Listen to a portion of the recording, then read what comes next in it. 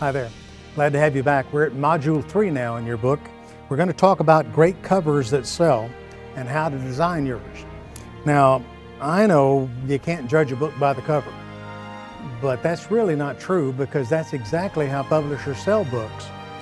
You see, typically a sales rep from a company will have a notebook full of book covers, and they'll go into the bookstore and they'll sit down with the bookstore owner or buyer and they'll flip through those covers, and according to the covers, they will actually place their orders for books long before the books actually come out. Now, I've mentioned my book. I'll keep mentioning this because I want you to buy it, of course. But this cover was in bookstores, being shown to bookstores 6 months or 8 months ago. I actually finished writing the book about 2 months ago. So 6 months before this book came out, and there was even a book, the cover was in bookstores being sold to the bookstore owners, and it was also being promoted in catalogs, sales catalogs, like Christian E-tailing or Christian Retailing. There's an e-version called Christian E-tailing that I get too, but this is a periodical that goes out to Christian bookstores, and so I'm thinking that this is an earlier one.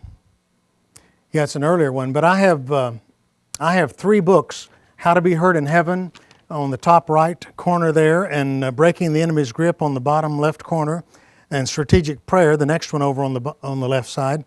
Those 3 books, and the top right corner, How to Be Heard in Heaven, that book was being promoted in this magazine months before the book was ever even written. So that's how they sell books to bookstores and to buyers. Whether it's cornflakes or hairspray, more than $50 billion is spent each year in America on cover and package designs. There's nothing more critical, other than the fact that it's a good book, than the package that it's placed in. Bookstores display thousands of books, but you know what? In the average bookstore, sometimes we don't think about it, they display thousands of books, but nothing but the spine showing. And the question is someone going to buy your book because they see that 3/8 of an inch or 1/2 inch spine? That's how critical the cover is. Some of us talk about it in terms of real estate. On a book cover, there's expensive real estate. The most expensive is right there. And we want to use all of that real estate properly. A customer is moved by the spine information, then he pulls the book out, looks at the front cover for about 4 seconds. And if he's impressed, he turns it over and looks at the back cover for about 8 seconds. And if it's benefit laden, if it tells him the benefits of the book, the next thing he'll do is he'll open it up and look at the table of contents. And each time he changes his focus on this book, there's a new sales, there should be a new sales activity taking place. And when I produce my books, that's what I look for. And sometimes publishers don't understand that. They publish books, they publish paper, but they don't have a great deal of understanding about marketing. Marketing is a whole different matter. Now, they have some people in their marketing department, but I have found that sometimes the people in the marketing department don't know much about marketing either. And so you have to promote your own book. And by the way, as we'll learn later, you'll be promoting your own book from now on. I am continually promoting the books that I've written, and my wife does the same with the books she's written. So learning what makes a book saleable and how to market a book can be very helpful. Obviously, if you're going to self-publish your book, you need to know some of these techniques, but if you're going to work with the traditional publisher, you need to know them too to make sure that publisher is doing what needs to be done. So I'll be teaching it to you regardless of whether or not you're self-publishing, it will be helpful. So the type selection. The type selection on the front of the book, if you will notice, the most successful books have very simple type styles. Now, there are other type styles. This one is a little more complex with the sans serif type here that's very thin and tall, they would call it. And then there's a different kind of style here and a different kind of style there. I designed that cover, but the truth is especially ladies. Ladies, let me tell you, and I'll probably offend you by telling you this, but when ladies do their book covers, they want something fancy, they want something artsy, they want the curlicues, and they want the little spin around things. The truth is, you need the clearest type that you can find, easy to read, not too artsy, large enough to read across the room. I tell people, if I hold up a book and you can't read it from 20 feet away, then the type style is wrong or the type size is wrong. So you need to be able to read this from 20 feet. The graphics. In here we have a graphics, we've got a shield. This is a very simply graphic book, but this shield, you can't tell it, I'm sure, from viewing it, but the shield is embossed. It actually comes out and it's covered with some kind of an extra gloss, and it feels almost metallic. It's a very interesting approach here, but obviously the cover is very simple. And in other cases, the covers can be more complex. The most important thing probably is that the graphic communicate the message of the book. You don't want them to compete with each other. A good graphic artist will actually read your book, and that's important. When he or she reads your book, they get the understanding of the topic of the book, and then the graphics begin to express that topic. And I can almost tell when I see a graphic done whether that graphic artist really understood and read the book that he's showing. In all of our books there are wonderful graphics, and some of them are much better than others.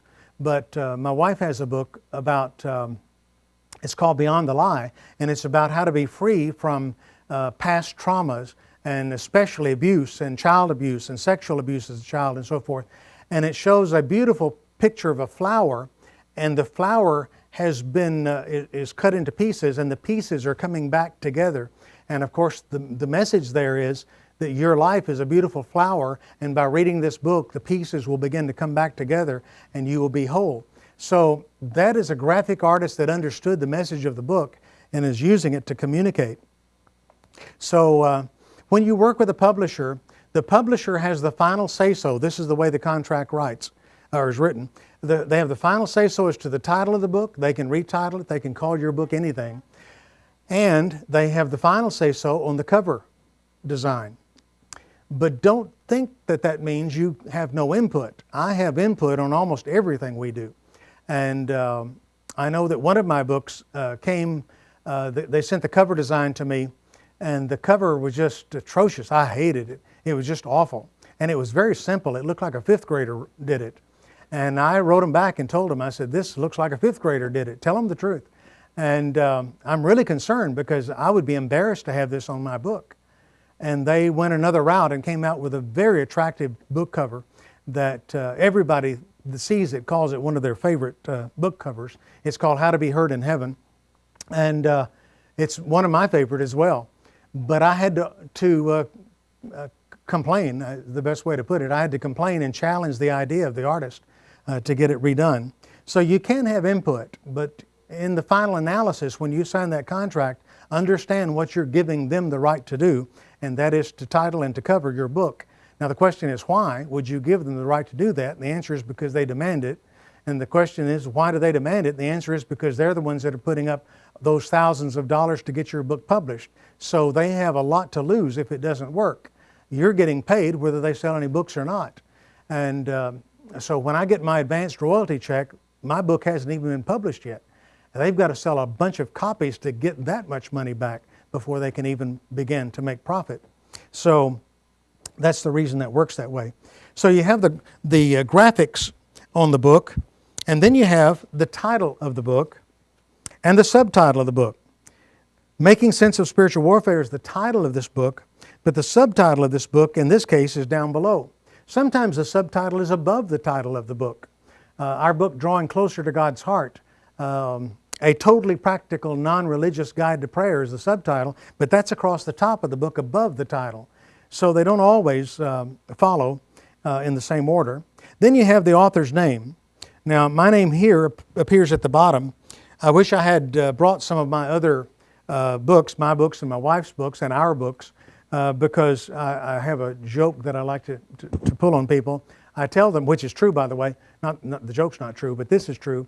The size of your name on the front of the book speaks to your expertise or to your fame as a writer. And when we first started writing books, you could hardly find our name on the front cover. They really made the topic of the book the main thing because people were buying the topic. They weren't buying the writer. But as we've written books, my wife, she just had her first hard copy book come out this week. And the title of it is Spiritual Intimacy with God. And I mean, her name on that book is like an inch tall. And I will hold up one of my early books and her later books and explain to them that, mine's in microtype. You can barely read my name. And hers looks like that on it. And I explained that it has to do with your notoriety as a writer. But the truth is, I just have to admit it, that I'm one of my wife's fans. And in many cases, I'm known as Mr. Alice. So you become known as you write your books to certain people. In fact, I was at the airport in Washington, D.C., about to get on a plane, and I noticed standing in line that the lady in front of me was reading one of my wife's books. And I tapped her on the shoulder, and she said, "Excuse me?" And I said, "Is that a good book?" And she said, "Oh, it's a wonderful book." And I said, "Can the lady write?" And she said, "Oh, yeah, she's a great writer." And I said, "Well, I know her."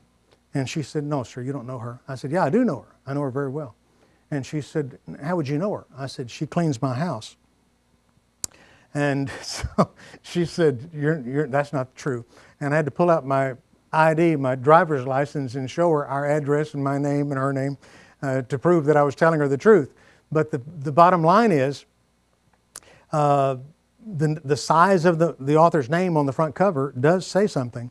So you've got the title, the subtitle, the author's name, and then you've got endorsement. An endorsement normally comes on the back of the book. Usually you'll have several endorsements on the back. I have two here. Cindy Jacobs says, Eddie Smith has done the whole prayer movement a favor through his balanced, dynamic approach to spiritual warfare. In this day of great spiritual battle, this is a must read. Well, that's an endorsement. That's her endorsement of the book. And I'll be teaching you how to get endorsements like that, whether you know these people or not, how to get endorsements like that. But Peter Wagner had an endorsement. His whole endorsement is on the back of the book, but we took one little piece and put it up here at the top because it's such a powerful endorsement where he says the best summary of warfare we've ever had in one book. And so that endorsement appears on the front cover. And again, we're talking about front cover, the thing that sells the book. This is like the first salesperson that people encounter is the front cover of your book. The cover must capture the person's attention. If the book cover doesn't get the attention of the customer, he or she won't consider it any further. A book for ladies should have a different graphical field than a book for men. And I believe that so strongly that I paid $2,500 before to have a cover design for a book. But you don't have to pay that. You can have that done for just a few $100s. Or you can have a friend do it, and they may charge you nothing. But the cover design is very important. How you can design a great cover. Okay, here's one of my secret weapons. You won't hear this in any of those real writing seminars that you go to. Go to the bookstore, pull off the 5 best-selling books on the topic that your book is going to be written about. Set them side by side. I'm talking like this on the shelf. Set them side by side, all 5 of them. Back up about 20 feet and look at those 5 and ask yourself this question. Which of those 5 books catches my attention? Which titles can I read? Which catches my attention? And what is it that catches my attention? Is it the title? Is it the graphic? Is it the font? Is it the colors, the color scheme? Write all that down. Even better still, stop somebody walking by and say, "Ma'am, excuse me, could you help me? See those 5 books? Which of those 5 books catches your attention?" And see if she agrees or he agrees. If 2 or 3 of you can agree as to touching something, Jesus said, I'm preaching now. If 2 or 3 of you agree about that cover, then that cover has a special significance. And if you all agree that the graphic is what you like the best about it, then write that down.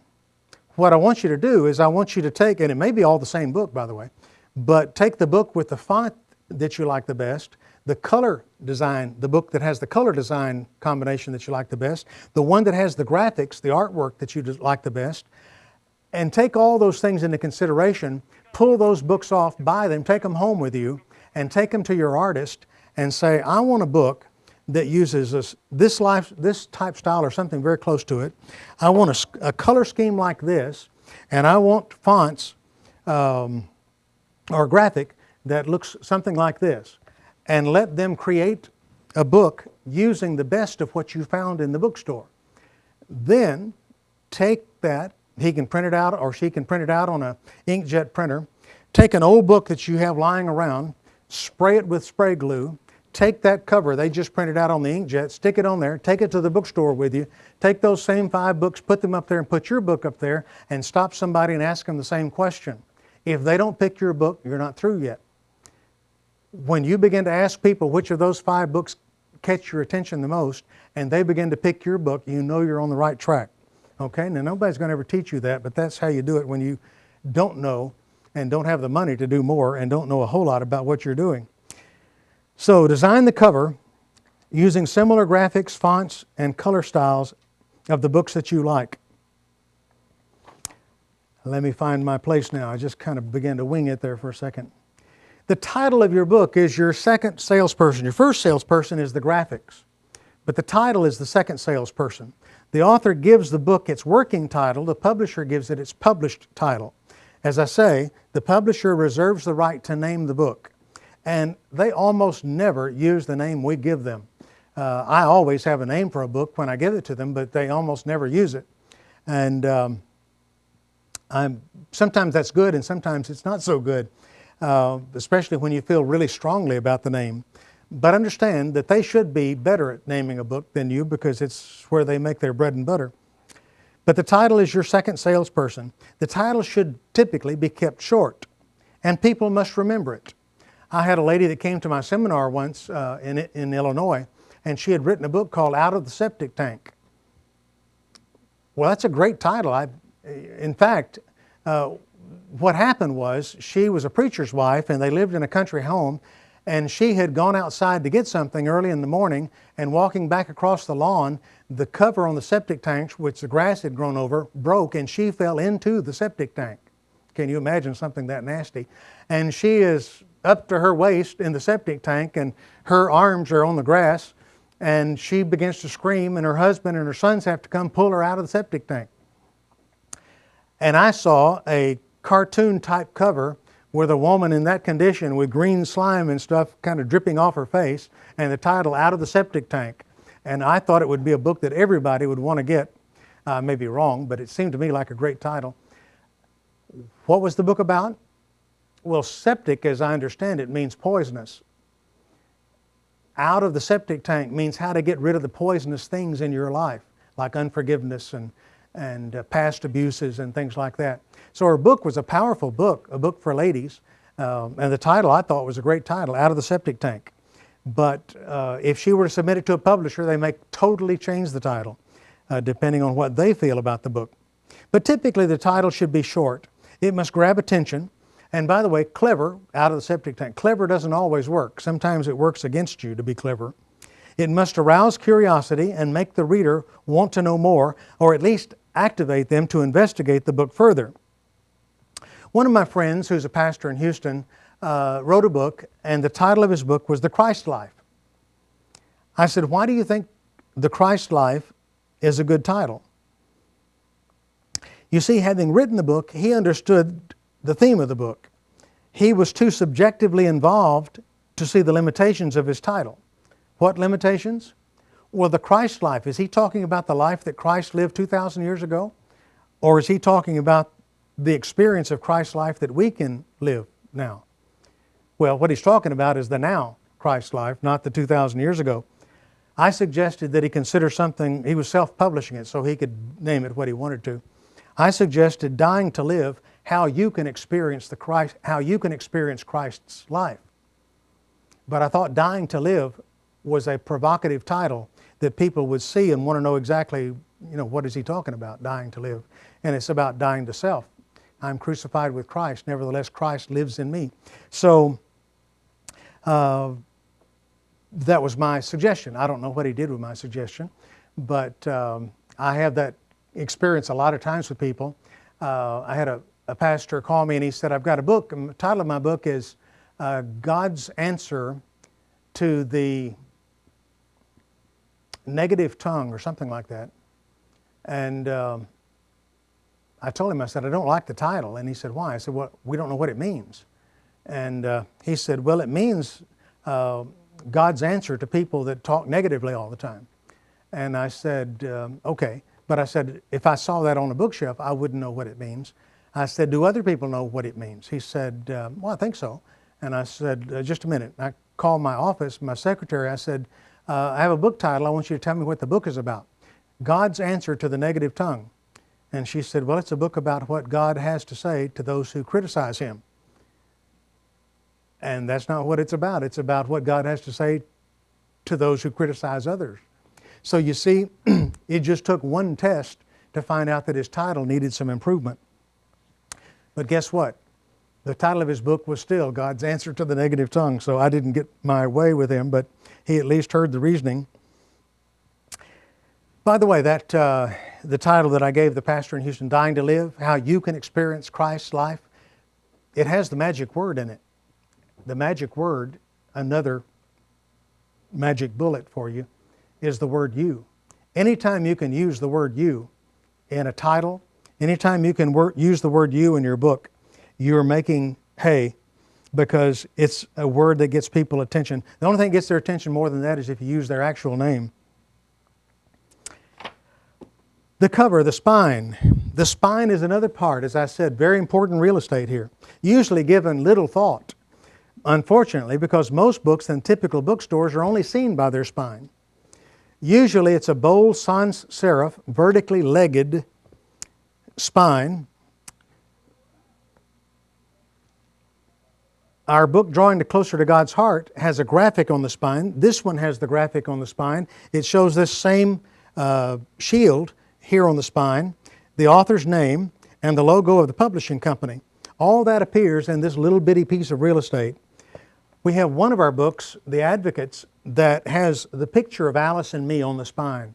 I don't see many books, if I've ever seen a book, that has picture of the author on the spine of the book. But when you're going through a bookstore and you see the picture of the author, that catches your attention.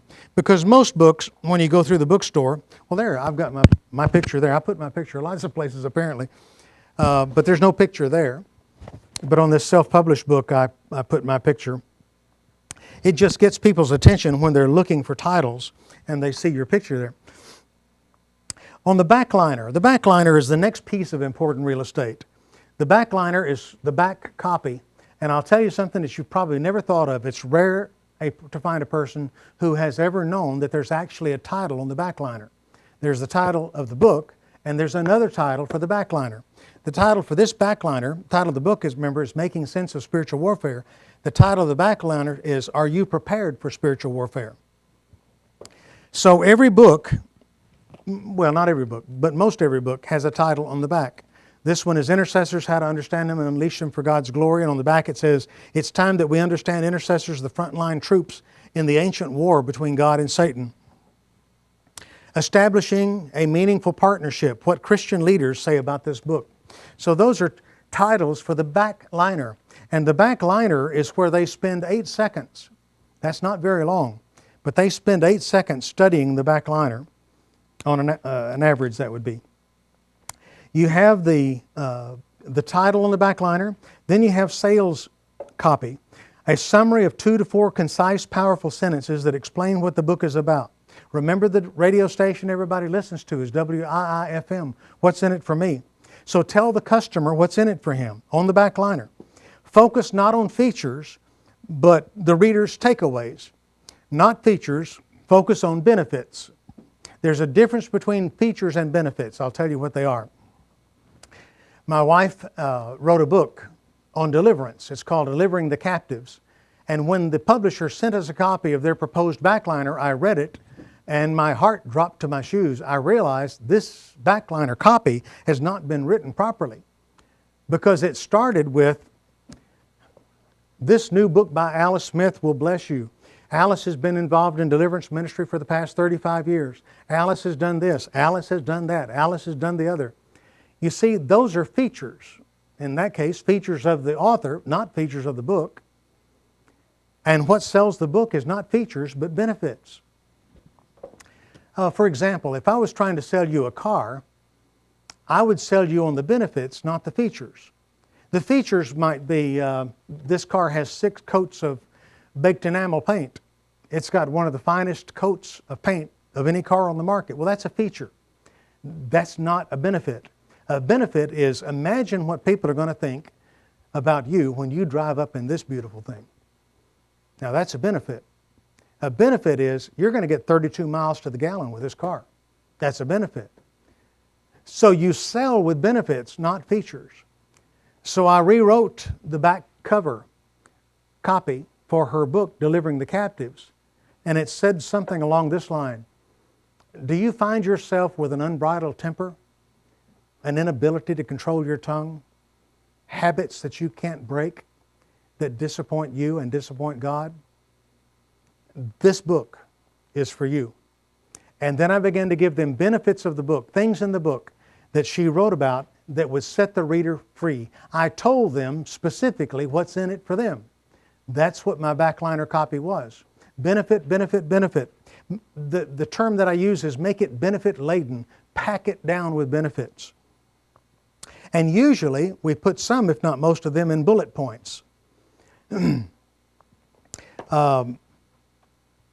this book it says, whether you answer with a resounding yes, a fearful I don't think so, or even wonder if spiritual warfare is real, Eddie Smith wants to help you become prepared for the assignment God has for you. So they're giving this reader, the potential reader, these benefits. On this book, it says, intercessors, this book will provide confirmation, affirmation, and direction as you understand yourself and your kingdom calling. Pastor, you will learn to understand intercessors in your church and how to partner with them in order to reach your maximum kingdom potential. Family and friends of intercessors, in these pages, you will find sometimes humorous and sometimes profound insights concerning intercessors, God's primary prayers, people that pray.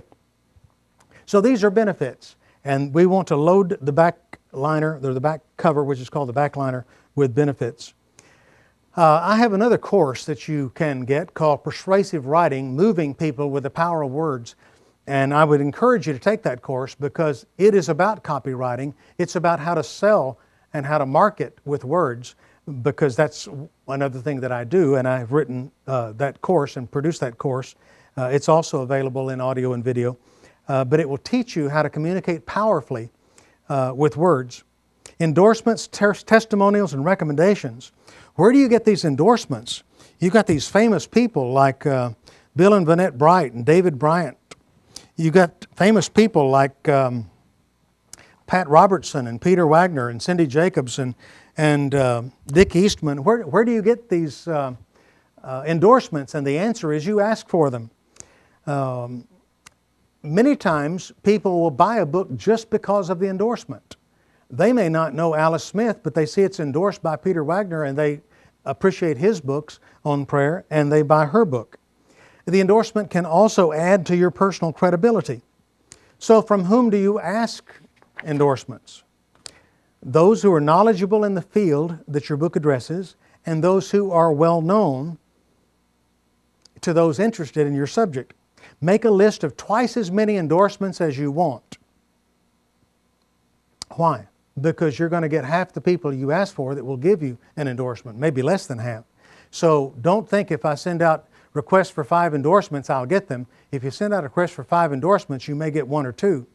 So send out requests for twice as many as you want. Write a concise cover letter asking them for the endorsement. Give them not less than 3 or 4 weeks to submit their endorsement. Send a sample copy of the unedited manuscript, or at least 2 or 3 chapters for review. Now, busy leaders sometimes don't have time to write an endorsement. Here's my secret weapon. Offer them a suggested endorsement for their use. Invite them to alter, reword, or edit it as they like. Ask for, we already said ask for twice as many as you need. Some can't respond, some won't respond.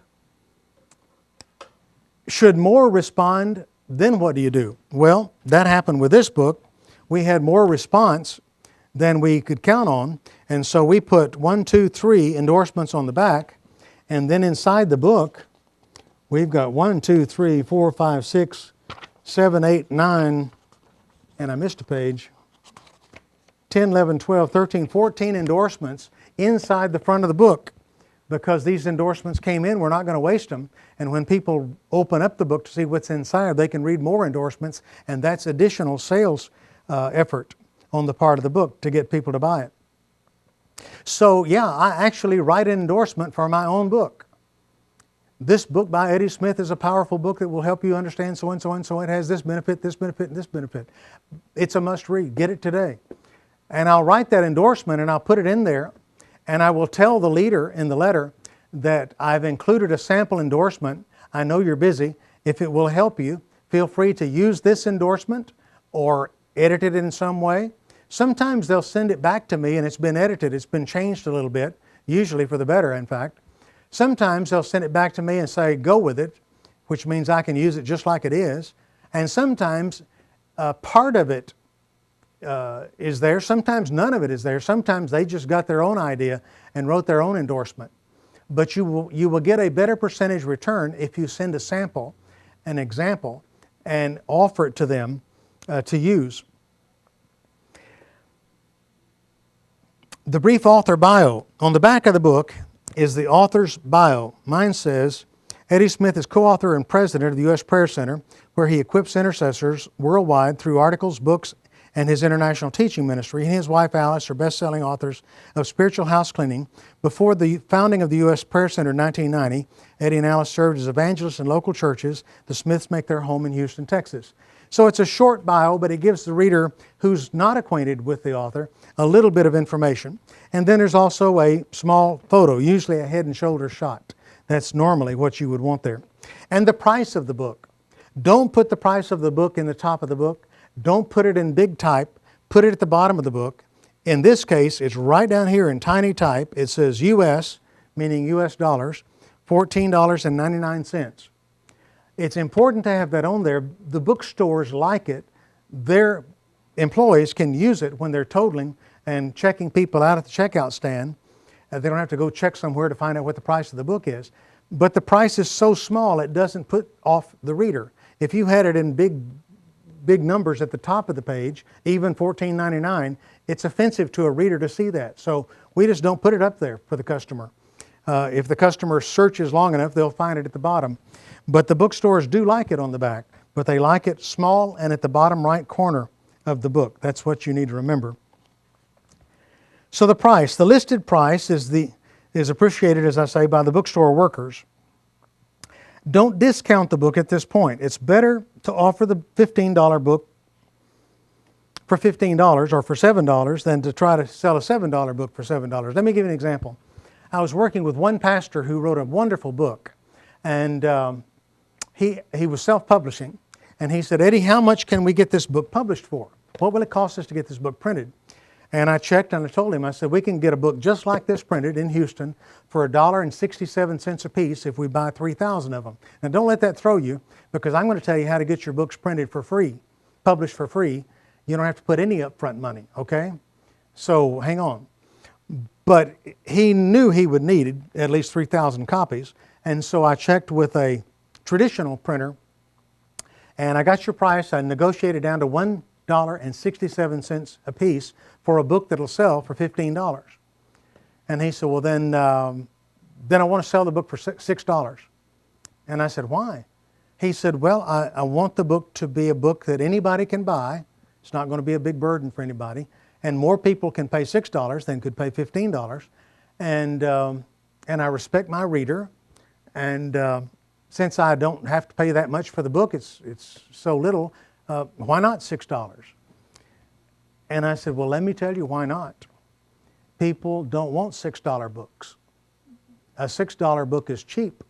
They'll buy Peter Wagner's book that's $15 before they'll buy your $6 book, because they figure he's got something to say. That's why his book cost what it cost. So when you discount the price of the book at the beginning, in other words, for the life of the book, what you've done is you've said the material in this book isn't worth $15. It is worth $6, we think. Do you want one? And the answer is, no, I don't. It's much better for you to stand in the pulpit and say, I have a book that just came out. It's a $15 book tonight. If you want this book, we'll let you have it for $6 at the back. The same effect, but you haven't devalued your book. Remember, there are two different things in marketing. There's the price and there's the value. When we sell ebooks, an electronic book, which is nothing but a PDF file, it's a computer file. When we sell an ebook, we have to talk only in terms of value because there really isn't a price. It doesn't cost us anything. So when you're self-publishing a book, see to it that you don't make your book sound inexpensive. Category. What in the world is the category? Well, if I didn't tell you, you probably would never know because somebody had to tell me. Way down here on the right at the corner of the book, it says Christian Living / Spiritual Warfare in tiny print. Way down here. I guess that's 8 or 7, maybe even 6-point print. On this book, it says Prayer and Spiritual Life. On this book, it says Prayer and Leadership. That's category, and what that has to do with is, mostly, has to do with is Christian bookstores. When the bookstore gets the book, they have to know what category do we put the book in. One reason my book, I mentioned in one of the earlier modules that I wrote a book called Help, I'm Married to an Intercessor. One reason the book didn't sell was because it ended up in the marriage section of the books in the bookstore. And people that are, brides and grooms that are getting books for marriage, Help, I'm Married to an Intercessor, that means nothing to them. They can't use that. And so it was a book for praying people. It should have been in the prayer section. So the category tells the person at the bookstore what section of the bookstore to put the book in. So in this case, they would put it in the Christian Living or the Spiritual Warfare section of the book. And if they got a dozen books, they might put 6 in each section. So they have a better chance of selling copies. So that's the category. And then finally on the back of the book, we have the ISBN number, which is 978067642. It's a 13-digit number. It used to be a 10-digit number. It's gone up to 13 digits now this year. But the ISBN number is where the barcode is, and the barcode represents that number, and the number is with the barcode as well. The barcode on the back of the book identifies the ISBN number. The ISBN number identifies the publisher of the book, the author of the book, the price of the book, the edition of the book, and whether it's hardcover or softcover. Usually the barcode is an electronic file. It's a JPEG. It's the same thing that you'd take a picture with your phone and send it to somebody. It's a file like that, and it's a computer file, and when you lay out the book, you put that where you want it. At the bottom right corner is where it always goes. And if the backliner does its sales job, invariably the person will open up the book and look at the table of contents. Now, what have we said? We've said the front cover is a salesperson, the spine is a salesperson, the back cover is a salesperson, and now the table of contents. In Module 4, we'll see how it is a salesperson. Now, I understand that you want to write a book, and you want to know how to write a book, and you want to know how to write a book quick, like I promised. You want to know how to write a book in 7 to 10 to 21 days, whatever. You want to write a book, how to write a chapter in 75 minutes. That's all coming. I hope this isn't boring you. But this information is important. You need a well-rounded understanding of publishing to be able to do a good job and to be successful. So hang on, don't lose faith. Learn these upfront things, and we're going to get to the important things before this is over.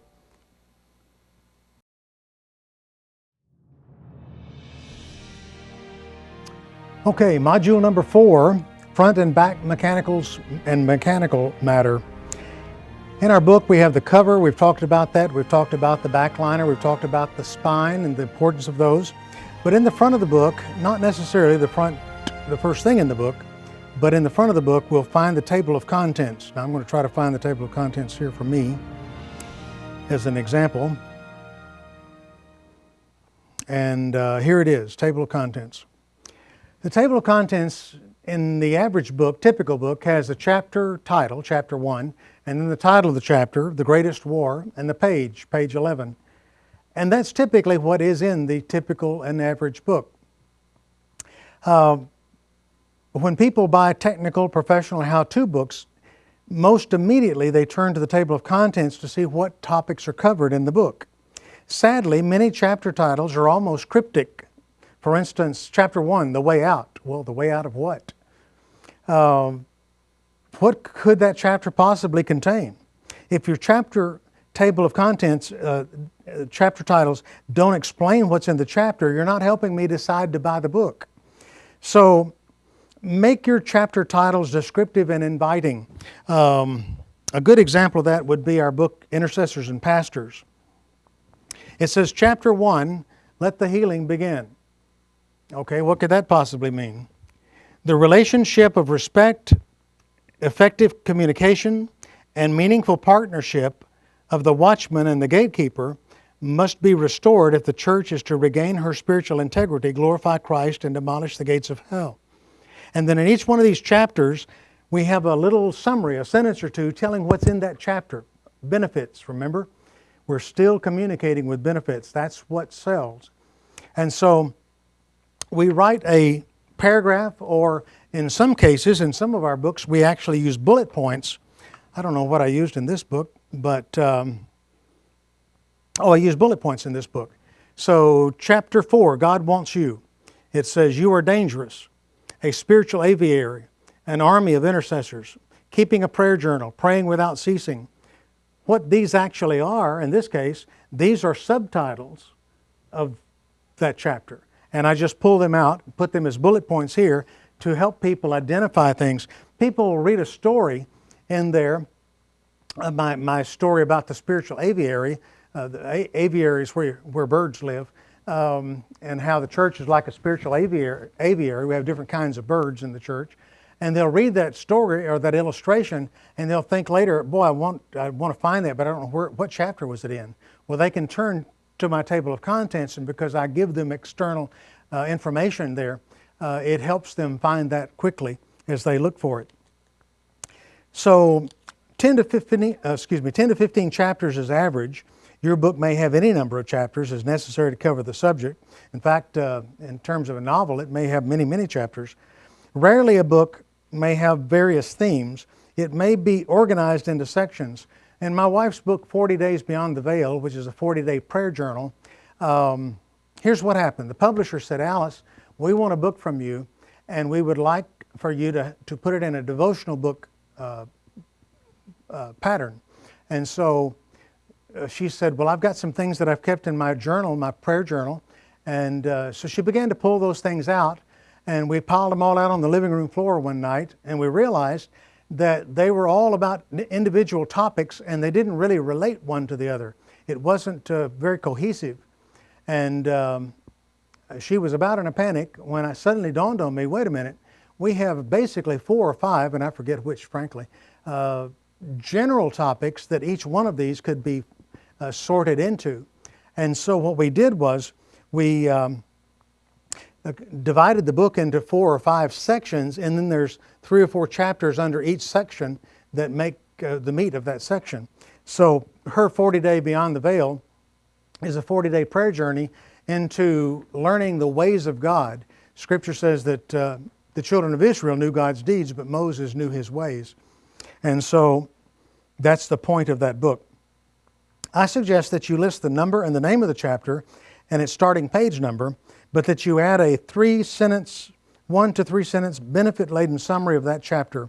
Again, don't mention the features, just the benefits. In this chapter, I'll show you how to do this. In this chapter, you'll learn this. In this chapter, you'll discover this.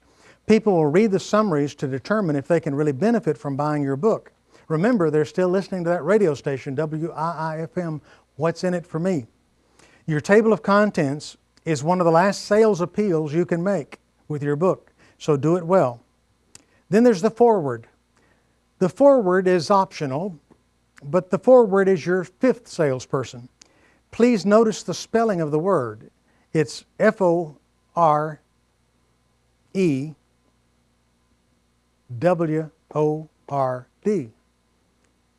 Before word, foreword, it's spelled like that. Believe it or not, in some self-published books that I've received, I see the word forward spelled like forward march, Forward. But it's the word for, meaning before, F-O-R-E, word, forward. It's one word, forward, F-O-R-E-W-O-R-D. It's the word before you start reading the book. So make sure you spell that right, because that's really an awful mistake to make. It's typically positioned on a right-hand page. It's called a verso page. I'm not going to get into that, but right-hand pages are verso pages, and it usually appears on that side. It's usually a sales pitch for the book by someone who's well-known, well-acquainted with the subject, and normally you ask an expert in the field to contribute the foreword. You want a very prestigious person with a recognizable name or a recognizable title who is connected with the topic of your book. Sometimes we actually help this person by writing the foreword ourselves and ask them if they will allow us to use it with their name, such is the case of this book here.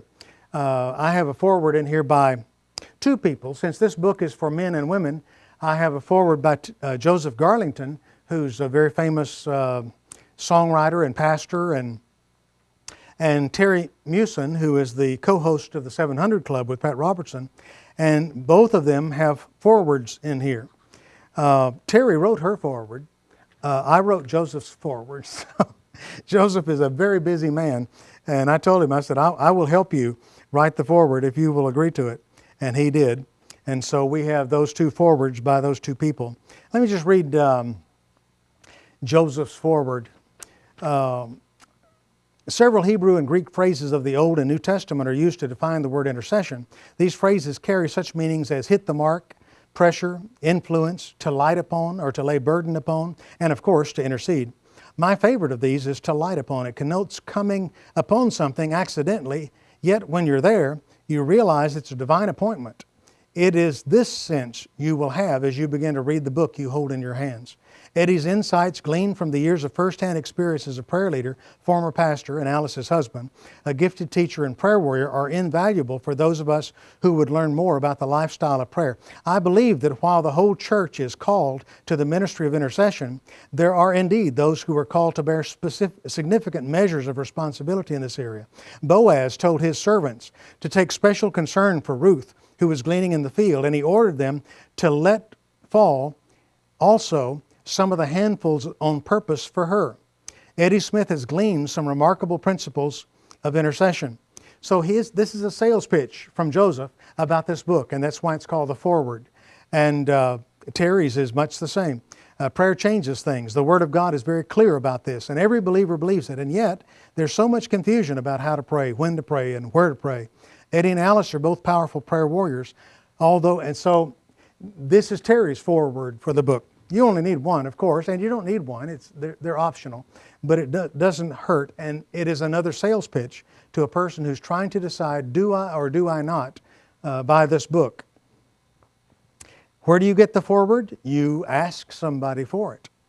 And as we've said before, you might even submit a foreword for them to approve or to use or to edit. And then the title page. The title page is exactly there. There's the title page. Actually, that's the title page. The title page is, in this case, just a copy of the front cover, basically. And it has the name of the book, the author, and the publisher's name. That's very typical of a title page.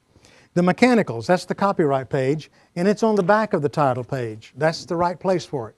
It's important to know that there are special places for these things. Don't just scatter them where you want them.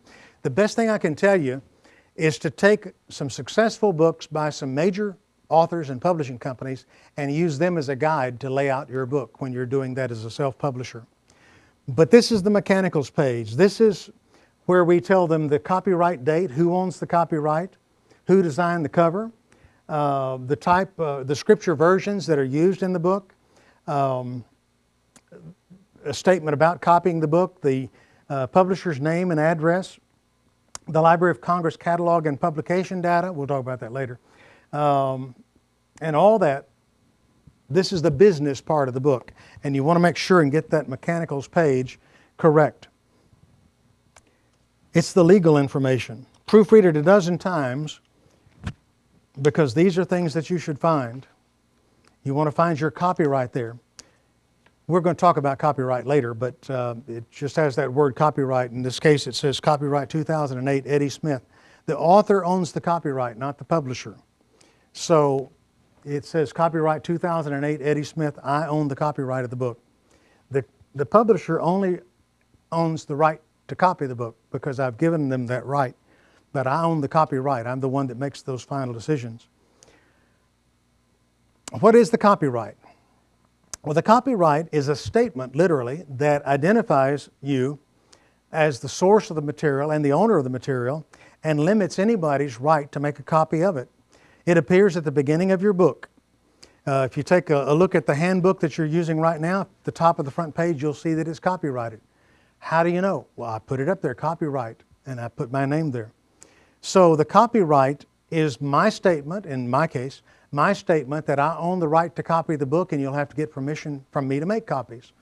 When I published music, I remember I was in an area-wide crusade one time up in Missouri, and there was a 200-voice choir, and they were singing great stuff all week long. One night, they sang a song that sounded very familiar to me, and the reason was because it was a song that I had written and published. And when it was over, while they were singing, I noticed that it didn't look like my music they were holding in their hands.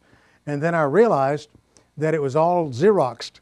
And so I went to the choir director later and I said, I love that song you did tonight. And he said, well, good, we love it. It's one of our favorites. And I said, who wrote it? And he said, uh-oh, you wrote it. And I said, yes, sir. And he said, I don't guess we should have been copying it, should we? He knew he had violated the law by making 200 copies of my song. It's cheaper than buying 200 copies of it at 40 cents a piece, but it's illegal. And so the copyright gives you the right to copy and to give others the right to copy. When you write anything, you own the copyright. You are the author, and by law, you own the copyright. The purposes of the copyright are two things. One, to prevent you from theft, protect you from theft, somebody else writing it and say they wrote it, and the other to protect you financially.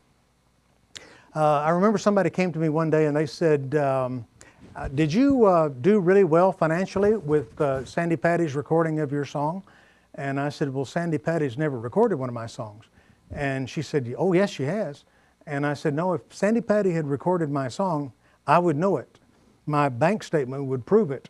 And I was just teasing, and she said, you don't understand that she recorded one of your songs?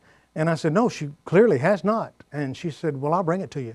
And so the next night she came to church with an album called Sandi's Songs. It was the first album she ever made.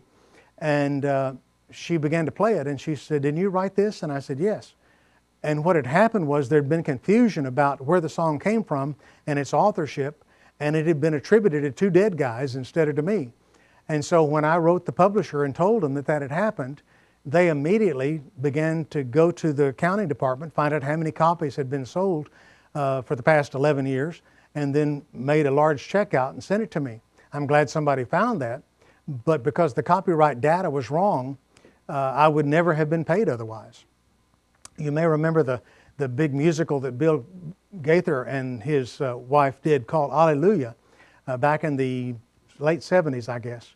And it was a worldwide phenomenon, made millions of dollars. But it all said that Alleluia, every time you saw that title, it said public domain. But it wasn't public domain. Jerry Sinclair, a Baptist music director, had written that little chorus, Alleluia. And so I'm sure there was a great settlement at some point where the Gaithers had to pay for the use of the song because it was proven that he owned the song. So the reason we put copyright 2008 and our name on there is to protect those. But let me tell you this, I gave you the only two examples that I know of anybody getting the data wrong. It's extremely uncommon in Christian circles for anybody to take advantage of somebody's material.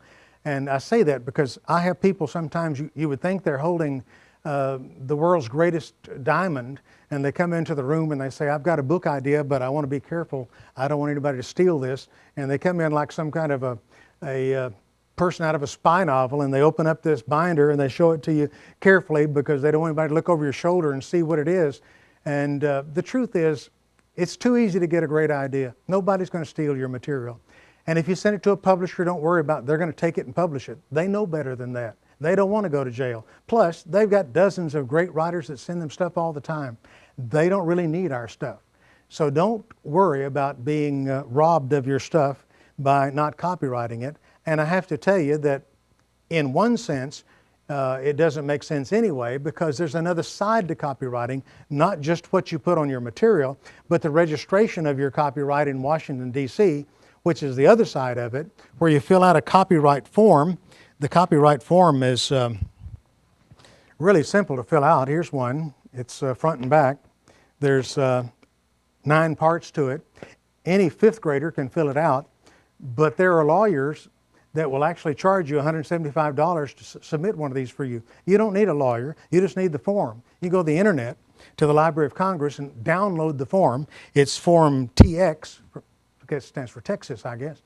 It's Form TX, which is for books, and fill out the form. But here's the kicker. The reason it's not of interest to you right now is because when you submit the form, you have to submit at this time, $45. You have to submit $45 and 2 copies of the finished book.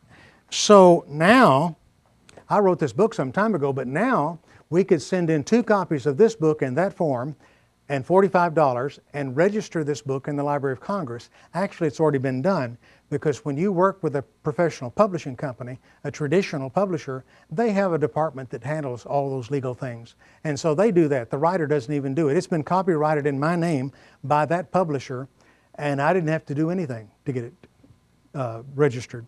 So registering in Washington, D.C. serves the purpose that if somebody in the future ever claims that they wrote it before you wrote it, you can get this, because they send that copyright form back to you with indicia stamped on it, and that goes in your file, and if you're ever taken to court, you can pull that out and prove the date of the time that you wrote the song, or the book. Same is true in both cases. People ask me sometimes, what about putting it in an envelope, mailing it back to yourself and not opening it and all that? All those things are cheap imitations of the real thing. It's better to do the real thing. And for one reason is because I can steam open any envelope and reseal it, and nobody can tell it was ever opened. So don't even bother with that foolishness. Just go ahead and spend $45 and get it done right. If you're self-publishing, that's your job. You have to do that. So I encourage you to take care of that. A copyright doesn't apply to ideas in your book. It only applies to word sequences. So I can write the sky is blue, and you can write blue as the sky, and you didn't violate my copyright. So if the other book had been a Christian book competing with ours, we would have used that title. Oh, I'm talking about titles there. We have a book called Spiritual House Cleaning. The other thing is that you can't copyright a title. I guess, I'm not sure, I've never talked to a trademark attorney. I guess you could get a trademark for a title, but you can't copyright a title. And if you go to Amazon.com and look up Spiritual House Cleaning, you're going to find 2 books. One of them is a New Age book by some woman, and the other is my wife and our book, Spiritual House Cleaning. One is a Christian book, one is definitely not a Christian book, but the titles are the same because you can't copyright titles. So on this copyright page, we're talking about the mechanicals page, there's also the printing history of the book, the number of revisions or retitles. We have a book called The Advocates, and it's been out for about 10 years, but it is coming out in another month from now. It's going to come out with a brand new title called Spiritual Advocates, and it's going to have a brand new cover design, and we've re-edited the book. And so in the copyright page, it will tell about the fact that it was published under the original title, The Advocates, in whatever it was, 1992 or whatever it was, and it's republished in 2008 under this title. All that kind of history is on that mechanicals page. Then you'll find on the mechanicals page that LCCN number, the Library of Congress catalog number. The Library of Congress catalog number is another number that you get from the Library of Congress by filling out a simple form and requesting it. The ISBN, we'll talk about it later. The cataloging and publication data offers the name of name and address of the publisher, and most of us don't use the CIP number because it's mainly used for librarians, and most of us don't see our books going to a city library. We see our books mainly read by Christians and bought in churches, and applicable legal warnings are there, versions of the Bible are there, and the book and its completion communicates to the trained eye that this book was professionally produced. So when you make your mechanicals page, again, take a well-done book by a major publisher and do yours the same way. Use the same type font, use the same type size and style, and put things in the same order, and you'll be in good shape. And when people buy your book, they won't think it's a homemade book. They'll think it's a professionally published book. Then there's a dedication page. The dedication page, some authors like to praise their families or friends who've supported them in their writer's journey. Every book that Alice and I have written has a dedications page. This book, Intercessors, is dedicated to God's wonderful intercessors and your faithfulness in prayer. We will see the glory of God. And this one says, dedicated where? Lovingly dedicated to the pastors and intercessors with whom we served. Your lives of commitment to Christ continue to shape ours. My book, How to Be Heard in Heaven, has my favorite dedication. It was dedicated to my mother-in-law, actually my mother-in-law, but I didn't like that, so I always called her my mother-in-law. And she was quite elderly in her late 80s when she went to be with the Lord. But a few weeks before she went to be with the Lord, I was writing that book, and as I would finish a chapter, I would give it to her, and she would sit out on the couch in our living room and read that chapter. And she sat there for days reading each one of those, I think 12 chapters. And I wondered, how could she read with all the traffic, kids going in and out, grandkids playing around, the TV blaring? And then it dawned on me, the way she read, and this is what I write in my dedication about her, the way she read my book so carefully was she turned off her hearing aids to create the perfect reading environment. So she was reading the book in total silence as we were busy around her. My nose is itching for some reason. This book that just came out this week says, I dedicate this book to Alice, my wife and partner in ministry. Alice is the wisest and most balanced spiritual warrior I know. And so that's my dedication to her. So you can dedicate your book to somebody if you like. Again, it's optional. You don't have to do that. Acknowledgements page is another page that some books have. In the acknowledgements page, you give special acknowledgements to people that helped you in some way. It used to be years ago that back when art music was being written and some of the classics were being written, some of those men didn't work in the factory and go home and write songs at night. They wrote music all their life. They were musicians, and they were supported by wealthy citizens that loved their music and loved them and supported them.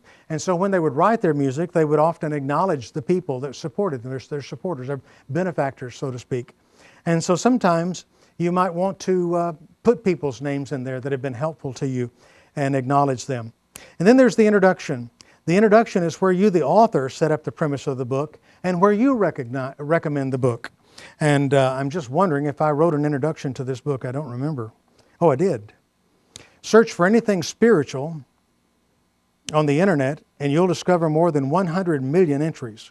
Few topics engender more passion and more wild behavior than spiritual warfare. But what exactly is spiritual warfare? Can anyone explain it in layman's terms? Is every Christian to be involved with it? What's the point of spiritual warfare? How should we view the bizarre actions and outlandish claims of some who seem to assume that Satan is omnipresent, omniscient, to the point that he spends his days looking for ways to interact with them and destroy their lives? So this is my introduction to the book. I want to write it in such a way that I create an interest in you so that you will buy the book and read the book. So we have those things in the front matter of the book. On the inside of the book, we have the inside pages. Notice this inside page cover, chapter title. This is chapter 3. Notice the gray top here, and notice the way the pages change colors here. There's the little shield as it is on the front and on the spine, and the title of the chapter. An artist designed the inside pages, and he determined which font they would use and where they would use bullet points and little pieces of graphic matter that help break up the titles and break up the text. And so every book has inside pages. On your inside pages, you want enough leading, that is the space between the lines, so that it's easy to read. I see some books, they give them to me, and there are no margins. It just runs almost out to the very end of what could be a margin. Some of them don't allow for the binding on the inside margin because it takes up about 1/8 to 1/4 of an inch to glue this back on and to have a binding. They don't allow space for that. And so when you try to read it, the type goes right to the edge and it's hard to even read. And then out here, they don't allow for a margin. And at the top and bottom, they don't allow for a margin. And it's just a sea of text and you get lost in it. It's very difficult to read. It's tedious to read. And you don't want that. You want a type style that works well. Most publishers have their own type style. They have their own,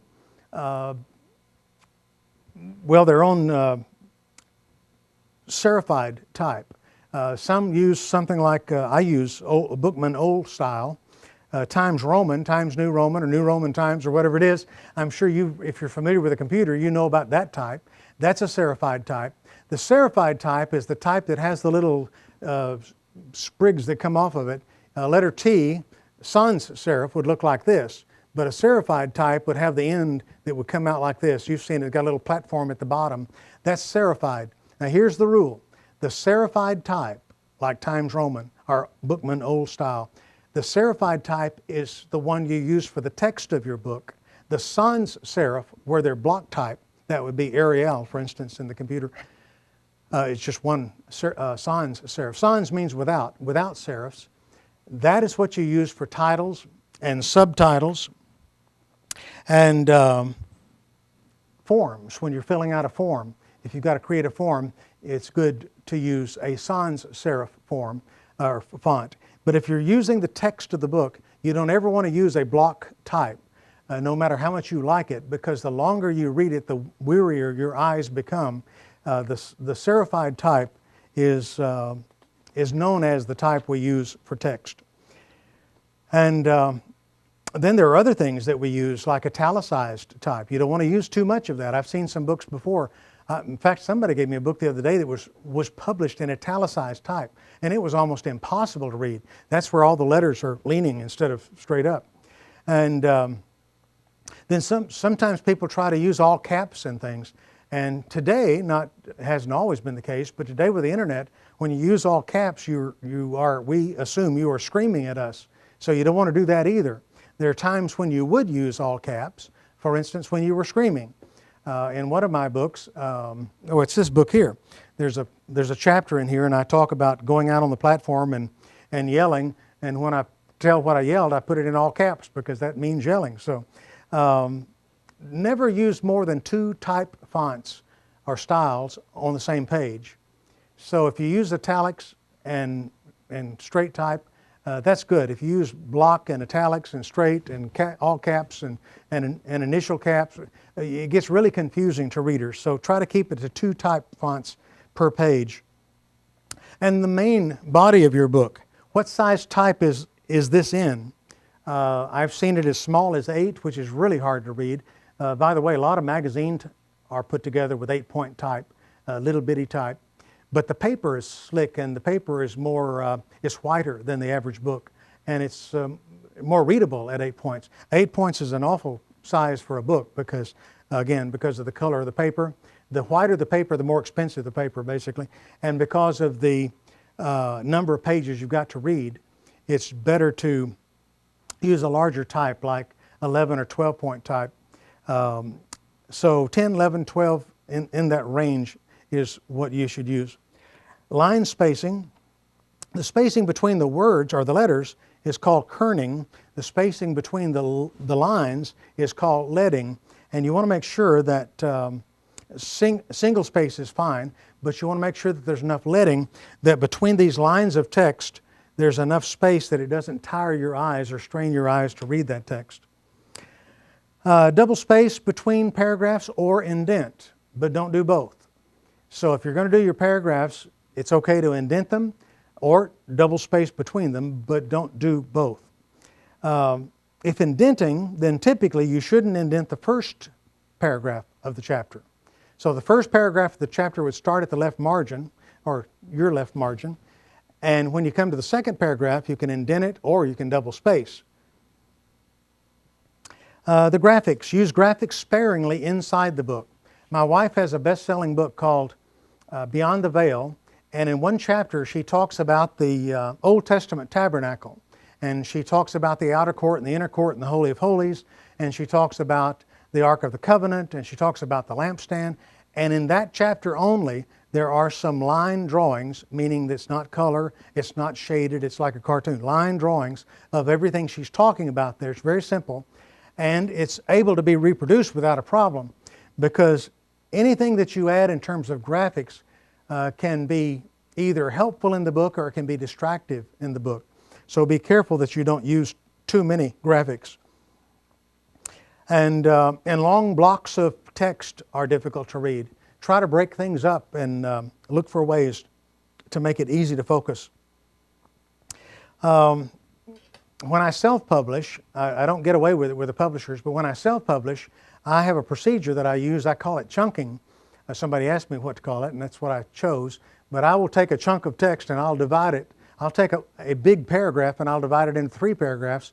And it's not technically 3 paragraphs, but I do that at a reasonable place in the paragraph because it is easier to read. And especially when you're doing ebooks. I use it all the time in ebooks. I don't want a paragraph in an ebook to be more than 6 or 8 lines because reading on a computer screen is very difficult. Footnoting.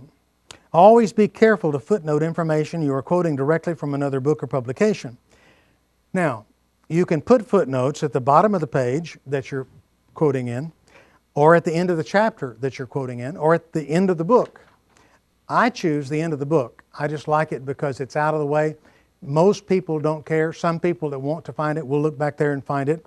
But basically what it is if I have a quote and I quote somebody's book, you go to the back, and when you get to the back, you'll find a list of footnotes. And here they are, chapter 9. Well, look at there. I quoted my own book. In fact, I quoted three times I quoted a previous book that I've written in chapter 9. So yeah, you can quote yourself. I also quoted Peter Wagner in that chapter. And use footnotes because it's not right to use somebody's material without permission, and it's not right to use it without giving them credit for it. So that's the main reason for the footnotes. But it's also good because, now why would I do it when I quote something from my book, why would I do it from my other book? And the answer is because somebody will perhaps like what I said, look back there to see what book I got it from and realize, oh, he's got another book on this subject, and go to Amazon and order that right now. So that way they're able to see what else we have to offer. When you get more than one book, I encourage you to refer back to books that you've written. As you read our books, I'll refer to my wife's books and to my books several different times. So those are the, where are we, footnoting. So footnoting is an important part. Headers and footers. The headers and the footers are the top and the bottom of the page. The header on the left side of the page typically is the title of the book. And so if you look through a book like this, you should see the same thing on every page, and it's Making Sense of Spiritual Warfare. It's the top of the book. And that's the header. Over here on the right side of the book, on the verso page, it says The Warrior Heart. That's the chapter that I'm in. And so when I change, the authority and the anointing. So that's another chapter that we're in. So the chapter titles come on the right side of the book, and the book title comes on the left side of the book when we get to headers. And then your page numbers come at the bottom, and you can put those in the center or on the sides of the page. You have options there if you're self-publishing. I kind of like them at the center or the outside, but some people like them more on the inside. They're out of the way and don't show up so badly. Employ margins. Page margins are better, if not less than, 3/4 of an inch. So I recommend a 3/4 of an inch. This is a 1/2 inch page margin, but and it's okay, obviously, but 3/4 of an inch is okay as well. Depends on how many pages you're going to have. The price of your book typically will be according to the number of pages, and I'll give you that information in this manual that you have. So those are the margins, and the chapter titles. The chapter titles include a graphic. We talked about that. They're always on a verso page. Every chapter in this book should start on a right-hand page. Even if the left-hand page is left blank, it should start on the right-hand page. So we'll go to the next one and see what happens. Okay, there it is, a blank page and the chapter page. So the chapters start on the right-hand side, always. And then employ subtitles. When you write, use subtitles in your book. Subtitles are these: the importance of patience and humility, spirits of the occult and beyond, a clear view of Satan's intent. These are all subtitles within that chapter. And so subtitles break up the type. They help people keep track of what they're reading. When a person has to stop reading and they go back to try to find something, they can check the subtitles and find it more easily. So there are several reasons for subtitles. Employ subtitles, use lots of compelling subtitles. They should be like mini headlines, M-I-N-I, mini headlines, small headlines. Use call-outs. Now, I didn't use call-outs in this book. I didn't publish it. It was published for me. But in this book that I published, I used call-outs. Spiritually blind or careless ministers endanger both the church and the society they seek to serve. We are powerless because we are prayerless. You'll discover that like rabbits, they will multiply. I'm talking about intercessors. When you begin to honor them, they'll multiply. Seasoned intercessors realize that diagnosis does not mean assignment. The mistake that most leaders make when forming a prayer shield is to solicit people to serve as their intercessors. That's kind of a trick statement, but it's true. I won't go into it now. You have to buy the book and find out why I said that. But what the call-outs are is where you take some provocative piece of information and pull it out, put it in a different format, maybe a larger type font or a different kind of type font, and put it on the side of the page or on the outside of the page or in the middle of the page and run the text around it. Those are call-outs. And there are other names of lifting text out of the body of the book. Hyperlinks. Now, hyperlinks is something new that we're dealing with. Hyperlinks are websites, URLs or domains, websites that you put in your book to help people. And in a printed book, you can print them in there. I don't know that I did that in this book anywhere. But in an e-book, well, I do know this, that in the back of the book you're holding, if you go to the back of this book and look at the back several pages, you'll see a bunch of blue underlined type, which is a website. Now, if you're studying this from a PDF on a computer screen, if you click on that, it will go to that website. It's hyperlinked, so it will do that. So I'm looking right now at on page 61 in my manual. It says White Smoke, $79. The editing software I use the most complete I've seen, www.whitesmoke.com. If you're looking at that online on your computer and click on that, it will go online and take you to the page where you can find out more about White Smoke. So that's a hyperlink. So in a printed page, you just have to take that and go in there and type in those letters to go there. But a hyperlink is where we put a link to a website. Then we have the appendices. Now, we're not talking about what the doctor takes out. We're talking about the appendices in the back of the book. And I don't think I had any appendices here, but in this book particularly, we put some. For instance, Appendix A is Resource Ministries. Here's a directory of Christian ministries on prayer that we put together in the back of this book. Prayer evangelism, prayer for revival, prayer for government leaders, prayer for school teachers, prayer magazines and newsletters, prayer walking, prayer reconciliation ministries. So this is like a directory. Appendix B is recommended reading back here. Appendix C is 138 ways to mobilize prayer. And Appendix D is pastoral/church covenant for prayer journey participants. Appendix E is team covenant for prayer, how to put together a prayer journey and the things that you need. These are forms that you can use. All these are appendices in the back. They're important things about the book that are not really in the text of the book, but they're offset and put in the back of the book. Suggested resources is a list in the back of the book similar to that. Glossary. The only time I've ever put a glossary in a book was in our book Spiritual House Cleaning, because there we're talking about fetishes, the occult, the word cult, not occult, but cult, fetishes, things like, well, I can't think of them right, obelisk, things that somebody might not understand what an obelisk is, or they may not understand what fetishes are. And so in our glossary, if you go to the back of the book at the glossary, you can look those up. It's alphabetical. It's kind of like a dictionary. You can look up those obscure titles and find out what they mean. And so that's the point of the glossary. The index, let me say a word about the index, because almost nobody ever talks about them. A lot of people don't even know about them.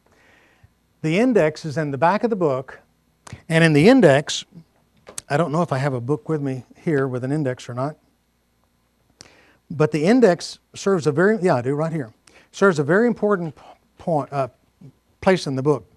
For instance,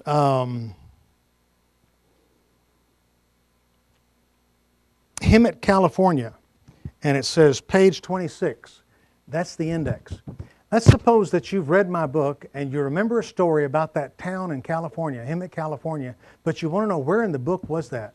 You go to the index and you look it up alphabetically and you find it and it tells you what page to go to. Suppose I quote somebody and I have their quote in my book. Well, if you come back here, you can see Peter Wagner, page 142. So if you turn there, you'll find what I quoted him or how I mentioned him in the book. So the index helps you find instantly things by alphabetical listing that are important, key things in the book. And indexes are very hard to do unless you know that more contemporary versions, more up-to-date versions of Microsoft Word will do indexes automatically. But typically, if you want your book indexed, you're going to have to pay the traditional publisher more money to have it indexed, maybe $300 or $400, and they hire an indexer to go in and do the indexing for you. But again, check with Microsoft Word because I believe I used it. In fact, I believe I used it with that book that I self-published. Now, why is indexing important? Well, it's important because you want your book to be quoted in other people's books so people will find out about your book.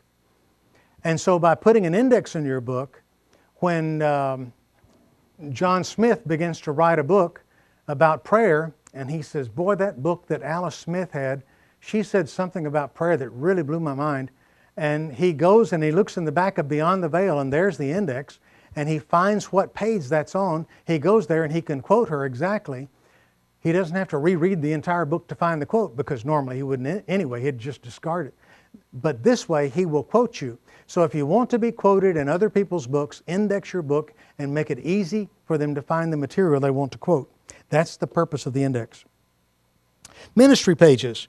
In the very back of the book, most of us that are in ministry have ministry pages because books are printed in 16-page increments. And so if you multiply 16 pages times 10, you've got 160 pages. Well, what if your book is 157 pages long? Well, you've got 3 pages left. 3 white pages you can do something with. And so we'll put our other books. There's 3 of my other books that people can find. And we'll put, there's 3 of my wife's books being advertised in the back of my book. And there's also How to Contact Eddie and Alice Smith, prayer resources, a free newsletter, and our complete contact information. All that's on our ministry page in the back of the book. Bibliography is a list of reference materials and sources used in writing the book.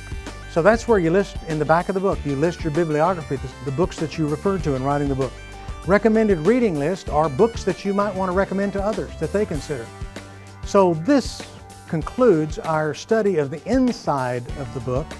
In a moment, we're going to start the most exciting part, and I know you've been about ready to quit because you wanted to get to this place. We're going to start writing the book now. So you get ready for module